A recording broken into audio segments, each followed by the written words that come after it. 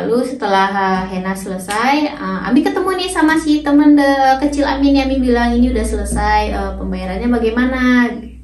Ami tanya seperti itu. Lalu si teman Ami bilang dia cuma pegang uang nih 50.000 katanya.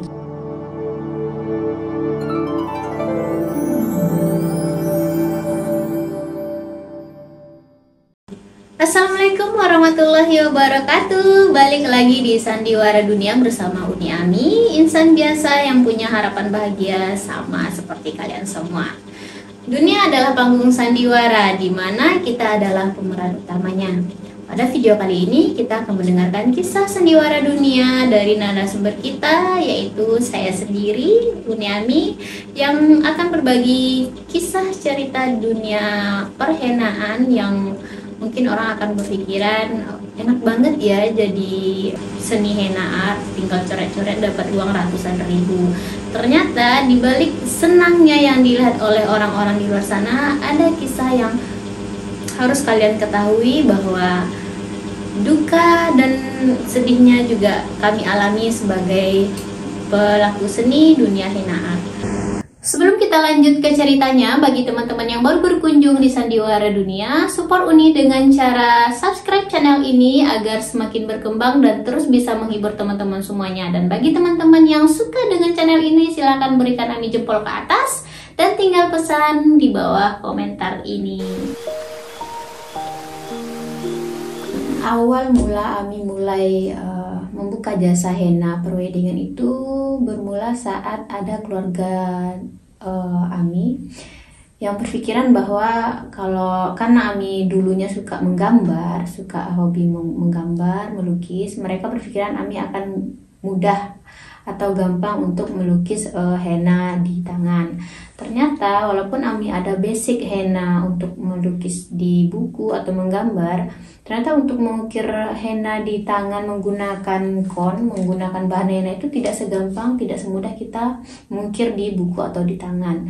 Nah, saat itu karena memang kebetulan Ami tidak bisa datang untuk menghennain tangannya, jadi di saat itulah terbesit di kepala, kenapa nggak coba untuk buka jasa henna aja. Nah, dari sanalah awal Ami mulai belajar menggunakan henna.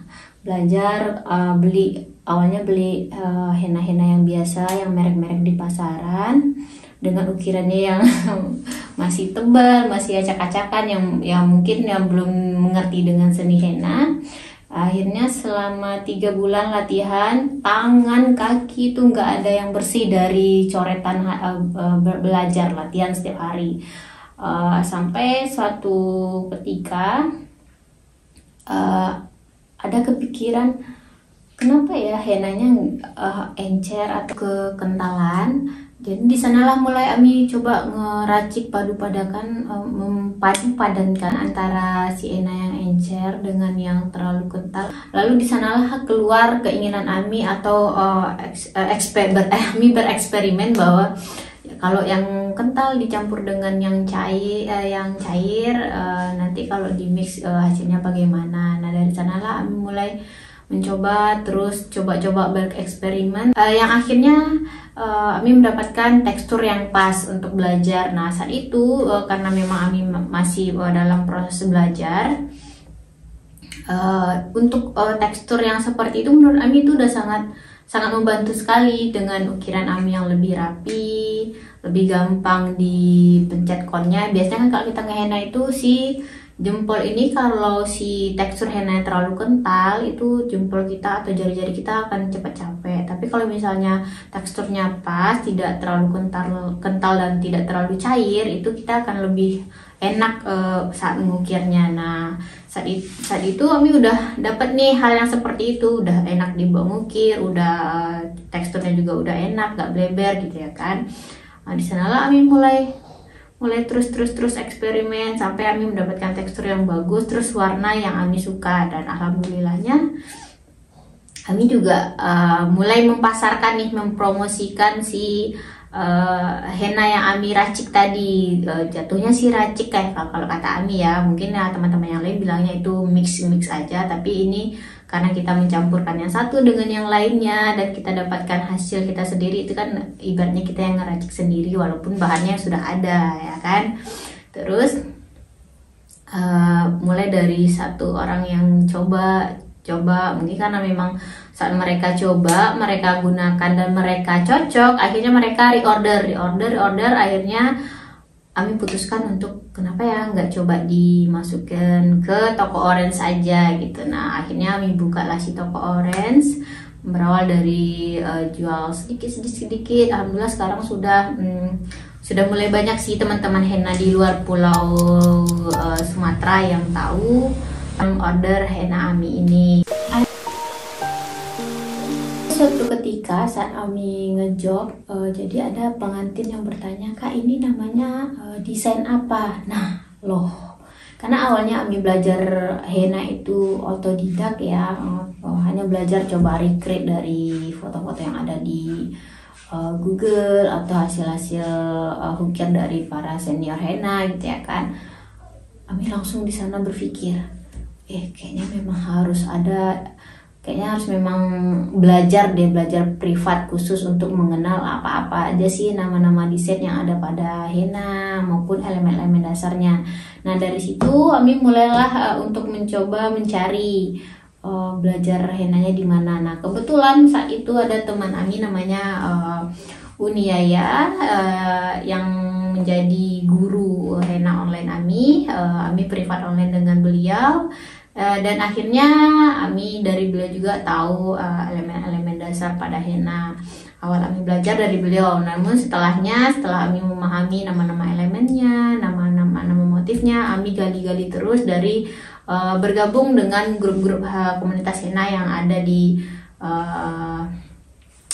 Indonesia gitu ya. Jadi ada satu komunitas henna yang Ami ikut bergabung. Sebenarnya komunitas henna di Indonesia ini banyak, cuman Ami hanya ikut dua saja, 2-3 sih.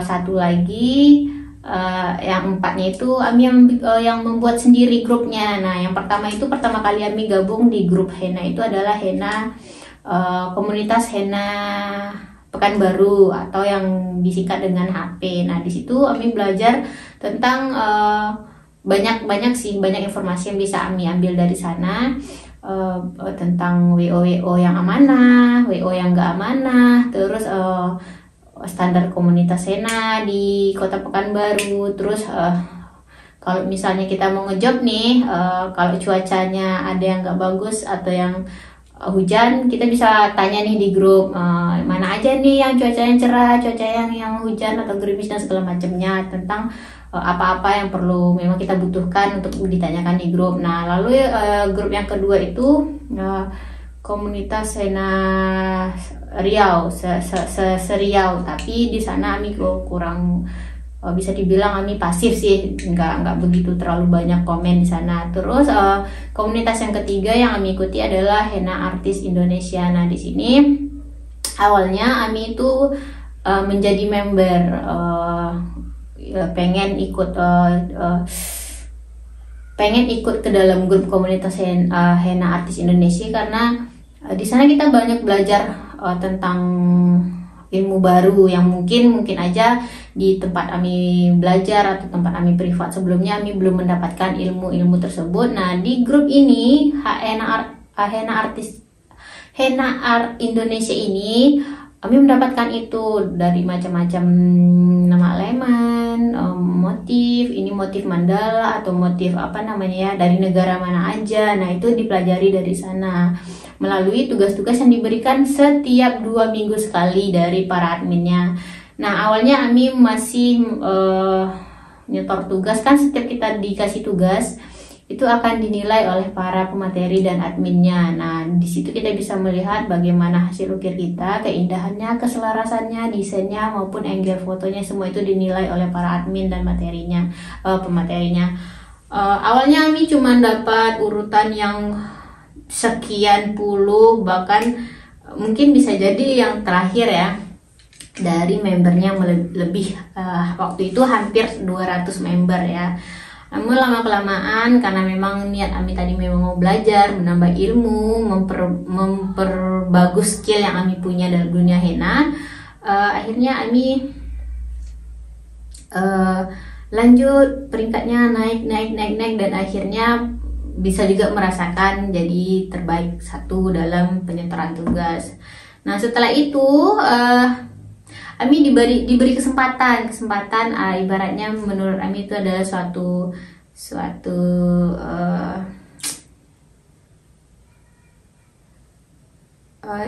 ya diberi kesempatan untuk jadi salah satu admin di komunitas Henna Art Indonesia ini. Awalnya memang Ami nggak mau, takut Ami tidak mempunyai kemampuan untuk memberikan yang terbaik bagi para members. Nah, tapi karena support dari para admin-admin yang lain, mereka bilang Ami bisa. Ya udah Ami coba, dan sampai sekarang Ami masih menjadi salah satu admin dari komunitas Henna Art Indonesia ini. Nah, yang keempat itu adalah grup henna yang Ami dirikan sendiri. Kenapa waktu itu Ami ingin mendirikannya? Karena menurut Ami, Ami waktu itu memang masih pemula. Ami rasa kayaknya banyak deh orang yang juga ingin tahu belajar henna, tapi mereka nggak bisa privat gitu ya kan. Mungkin karena memang kesibukan mereka yang lain. Karena kan henna, jadi profesional henna art ini nggak mesti harus jadi orang yang nggak punya kerjaan, bisa jadi side job juga gitu ya. Yang ada yang jadi guru, side jobnya henna art, ada yang jadi make up, side jobnya henna art, dan pokoknya henna ini fleksibel menurut Ami, karena waktunya untuk kita ngukir kita bisa sesuaikan dengan jadwalnya si pengantin gitu ya. Nah dari situlah Ami buat henna pemula Nusantara namanya, atau HPN. Ami undang teman-teman yang dia baru pemula, yang ingin belajar henna, yang betul-betul ingin belajar mendalami dunia henna.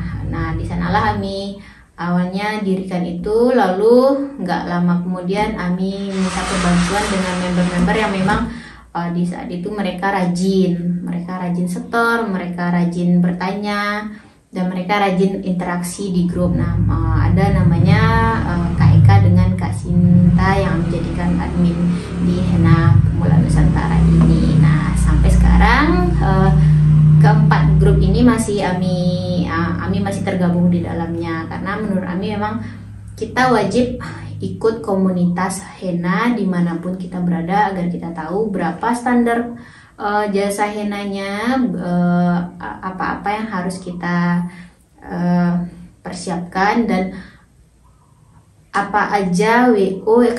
Terkadang ada WO yang maaf kata, mereka kadang nggak amanah, atau memang yang harus kita wanti-wanti untuk gimana ya, karena ini banyak cerita juga dari teman-teman yang lain bahwa ada dari beberapa mereka yang sampai saat ini jasa mereka belum dibayarkan oleh WO yang nggak amanah tersebut. Nah, mungkin teman-teman yang pernah mengalami kejadian seperti ini, teman-teman boleh kirimkan ceritanya, atau teman-teman boleh berbagi di sini juga ya. Terus Ami juga ada pengalaman sampai saat ini jasa Ami belum dibayar, tapi dia bukan WO. Ceritanya Ami kenal dengan salah seorang, sebenarnya dia bukan teman, ada hubungan bukan hubungan dekat ya. Anggap aja dia teman, Ami kenal dengan dia teman dari kecil. Jadi dia berteman dengan si yang punya WO. Nah ternyata yang si punya WO ini dia sudah almarhum karena dia mengalami sakit. Ceritanya begitu. Kalau Ami sendiri tidak mengetahui terlalu baik tentang cerita ini. Nah jadi si pengantin sudah booking nih sama si WO yang pemiliknya sudah almarhum. Nah karena si teman kecil Ami ini berteman dekat dengan si almarhum, jadi si orang tua almarhum mengamanatkan tolong dibantu lanjutkan yang sudah membayar DP ini, begitu ya kan. Lalu si teman dekat Ami ini kontak Ami, karena dia tahu Ami juga seorang profesional henna art. Dia kontak, dia minta bantu untuk ngehenna ini si pengantinnya dia. Terus dia bilangnya gini, bantu ya, karena ini sebenarnya dia cuma bantu temannya yang udah almarhum ini agar pengantin yang udah nge-DP-in ke dia nggak jadi hutang, jadi beban bagi dia di akhirat begitu. Nah, karena mendengar cerita seperti itu, Ami pun juga sedih dan ingin membantu. Jadi dengan harga yang memang dia sepakati, dia bisanya segini, dengan pemberian servisnya seperti ini, bagaimana katanya, karena memang niatnya juga membantu dia, karena minta bantuan, Ami bantu. Akhirnya Ami bantu, Ami oke nih dengan tarif yang sudah disepakati. Saat itu di hari H Ami mulai mau pergi ngehenna, pergi ngejob, dengan jalannya yang lumayan jauh, dan kami harus cari jalan lain karena memang saat itu di jalan yang mau kami lewati itu tidak bisa dilalui, kami harus mutar lagi.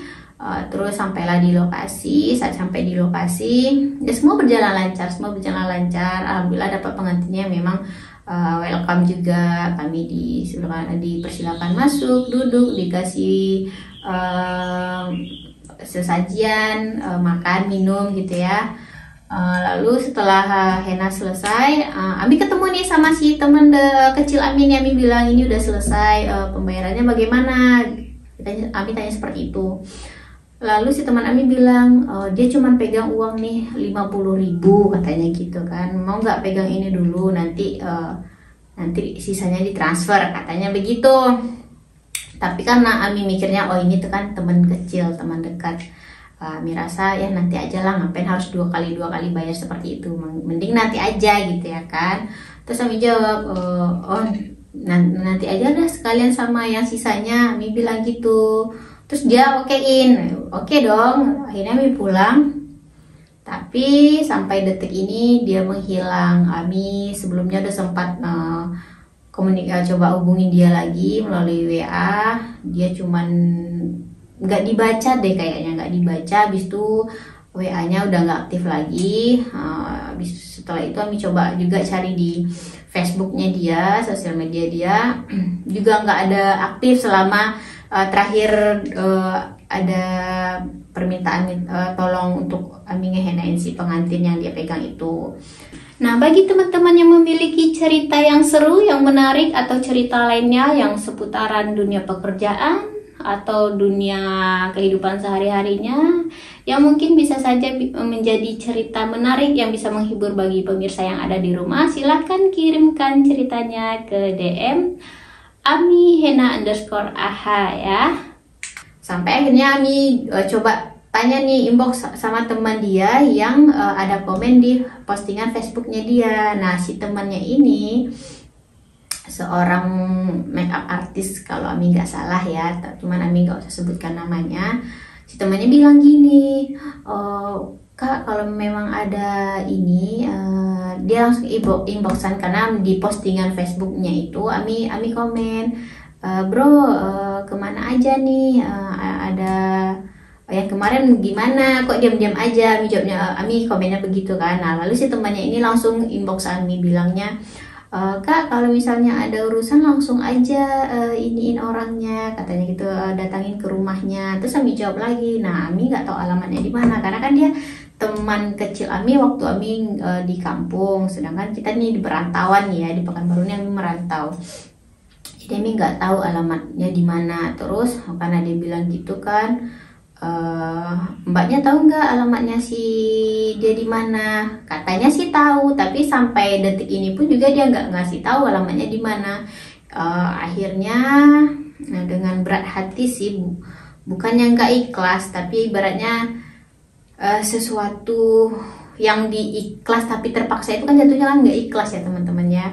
Akhirnya mencoba, ya udahlah, hal buruk yang diberikan orang lain kepada kita akan dia rasakan juga di suatu saat nanti, karena kan Ami yakin bahwa ada Allah yang maha adil. Akhirnya Ami udahlah mencoba ikhlas ya, karena kalau posisinya kita udah membantu, terus kita untuk mengerjakannya juga butuh perjuangan, terus kita coba untuk ikhlas dengan orang-orang yang gak amanah seperti itu, rasanya kan berat. Tapi mudah-mudahan Ami bisa untuk menjadikan ini sebagai pelajaran bahwa sebaik apapun orang ke kita atau kita ke orang, kita harus tetap memikirkan apakah kebaikan ini akan bisa kita ikhlaskan, atau memang harus kita ada timbang-timbang lagi untuk berbuat baiknya apakah ini memang bisa kita wajarkan, atau memang harus kita betul-betul ini gini ya, memang harus kita betul-betul pastikan kalau memang iya harus DP dulu atau wajib bayar cash dulu, karena kan memang kita untuk mengetahui seseorang itu kan harus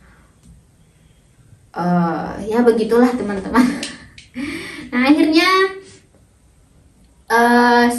ini hanya Ami jadikan sebagai, Ami udah ikhlas dengan kejadian yang itu, Ami udah ikhlas, tapi ini hanya Ami jadikan sebagai pengalaman cerita bagi teman-teman yang mungkin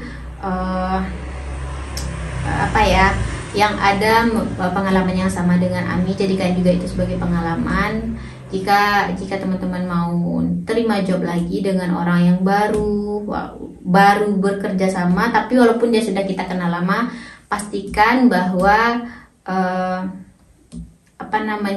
kewajiban dia yang menjadi haknya kita betul-betul dipastikan betul maunya di DP dulu atau dilunasi di H-1 atau bagaimana, biar kitanya enak sama enak, nggak ada yang merasa dirugikan begitu ya teman-teman ya. Itulah awal mula Ami belajar ngeracik henna, belajar henna, terus mulai membuka toko orange untuk menjual perlengkapan henna. Terima kasih untuk teman-teman yang udah join nonton video ini dari awal sampai akhir. Salam bahagia, insan biasa juga punya cerita. Dadah!